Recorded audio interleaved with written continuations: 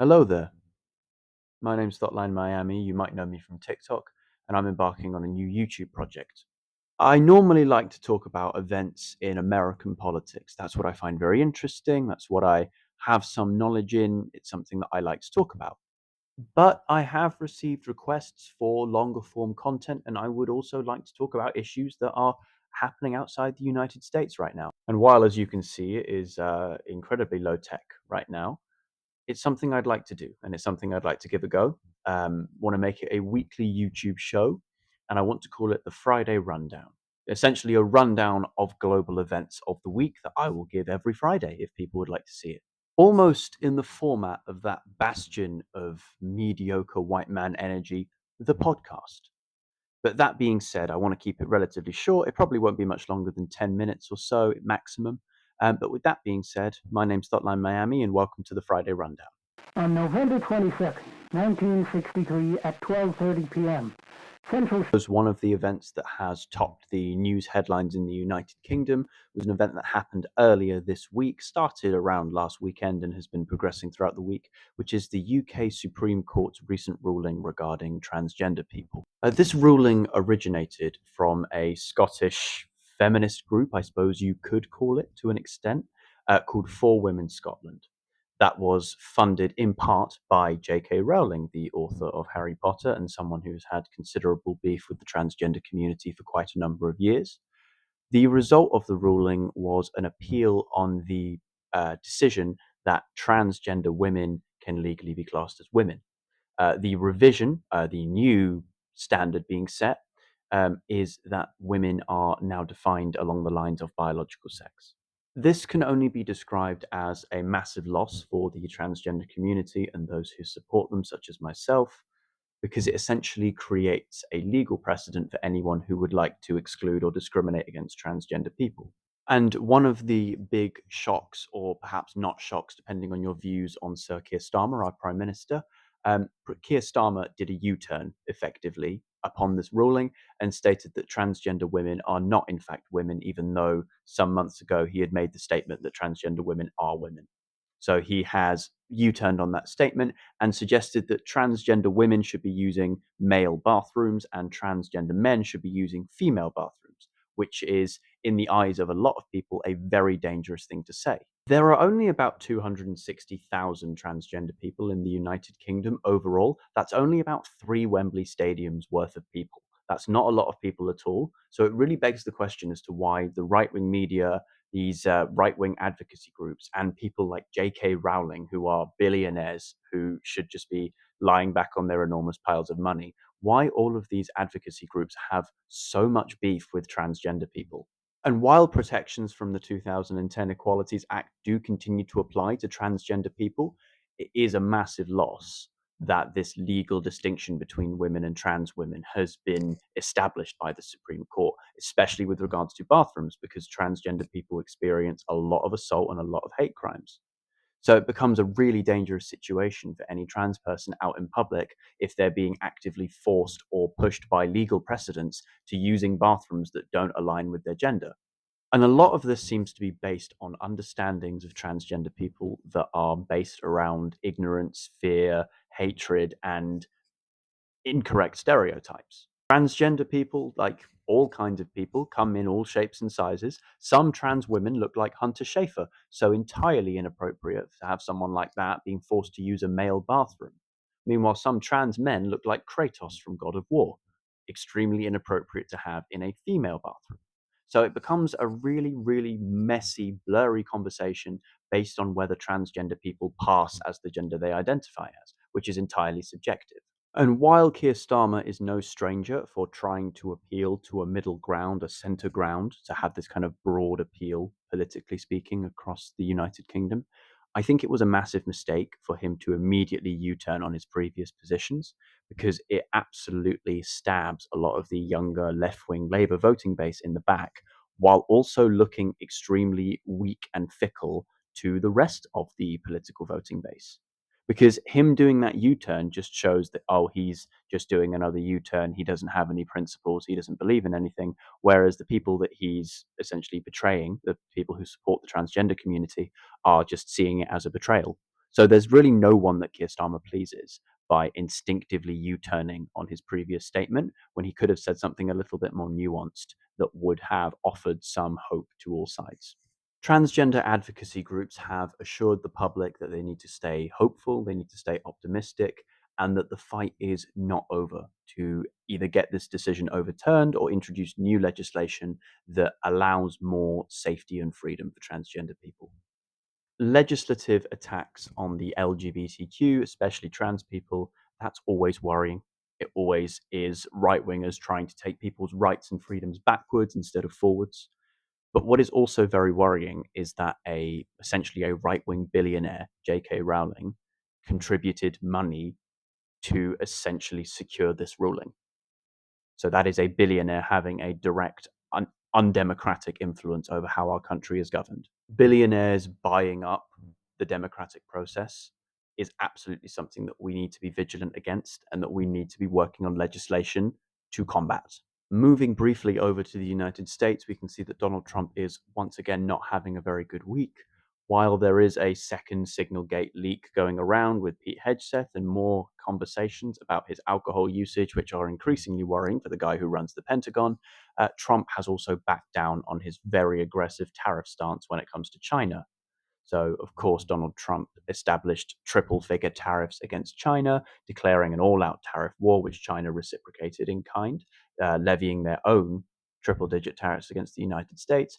Trump was insisting that China call them, get in touch, establish a deal, etc., being very forceful. China made it very clear they did not care, and now Trump has essentially backed down and said, and I quote, he's going to be very nice to China because he's essentially realized that the US stock market cannot endure an ongoing trade war with China. In mind, this must be the third or fourth or even fifth time that Trump has established tariffs that he's then decided to back down on. So originally it was Canada, Mexico, Canada, Mexico. He's backed down on that at least twice. Then it was tariffs for the whole world that he's now put a 90-day suspension on. And now it's the China tariffs that he did not suspend with the 90-day suspension, but is now planning on suspending. So absolute mess, clearly. And if you thought that that was the only American event that was making Donald Trump look weak and ineffectual, you would be thoroughly incorrect, given that negotiations between Russia and Ukraine, hosted and abetted by the United States, strong armed, some might say, seems to be falling apart again. And so, after weeks or potentially even months of pressuring Volodymyr Zelensky, Ukraine's leader, calling him a dictator, implying that he's responsible for the prolonging of the war with an invading Russia, Donald Trump is now taking to Truth Social to beg Vladimir Putin to stop bombing Kyiv. It's very clear that despite claiming that he could end the war between Russia and Ukraine in 24 hours and taking an extremely pro Russian stance, even going as far as to offer to accept Russian control of Crimea and recognize Crimea as Russian, it's clear that Trump and his administration have no more control or leverage over Vladimir Putin, if anything less so than previous administrations. But the key takeaway is that we've got a president of the United States who is obsessed with winning, winning, winning. That's been his only message of how he views himself and his administration. And on these two key fronts that the United States needs to be thinking about, China and Russia, Donald Trump seems very much to be on the back foot, seems very much to be losing. Meanwhile, this week on another side of the world, we have seen rising tensions between India and Pakistan after a terrorist attack in the Kashmir region earlier this week, which took the lives of 26 men. The attack is believed to have been an Islamic extremist attack, and this is something that India has frequently blamed Pakistan for sponsoring, supporting, fostering these kinds of radical groups. I do believe that it was the Kashmir Resistance, a little known militant group, that claimed responsibility for the attack. Of course, after accusing Pakistan of supporting these terror movements, India has closed its border with Pakistan, it has cancelled a water sharing agreement, and it has also cancelled a ceasefire agreement in any conflict with Pakistan. So, considerable heating up of tensions in the region. Kashmir, as a region, has its own growing independence movement from India. And it is generally known that Narendra Modi's government, so the Indian government, can be very oppressive and very heavy handed in dealing with discontent.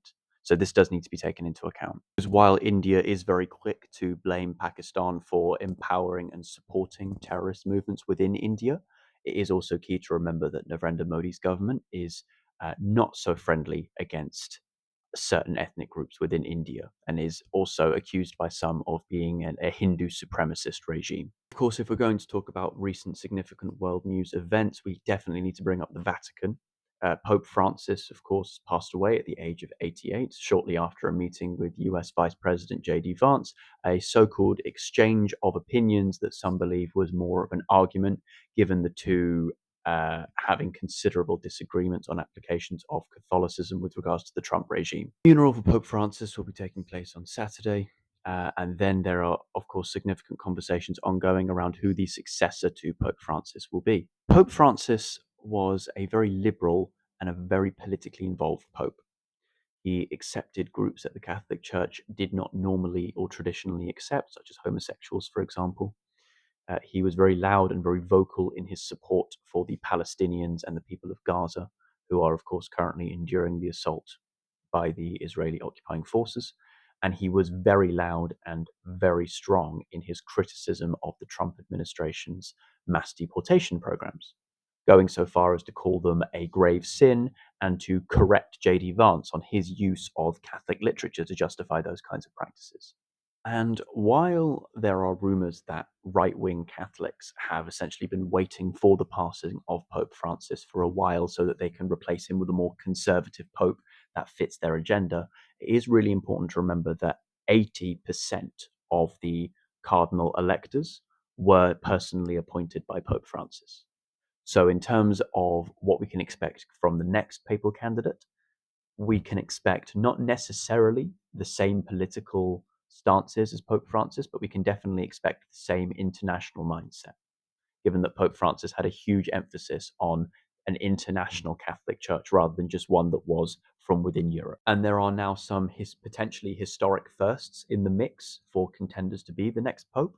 So, for example, we could potentially have the first Asian or Black Pope in the Vatican in the near future. And finally, after Israel broke the ceasefire with Hamas a month ago, there is a source from within Hamas that suggests that a new ceasefire proposal deal is currently in the works.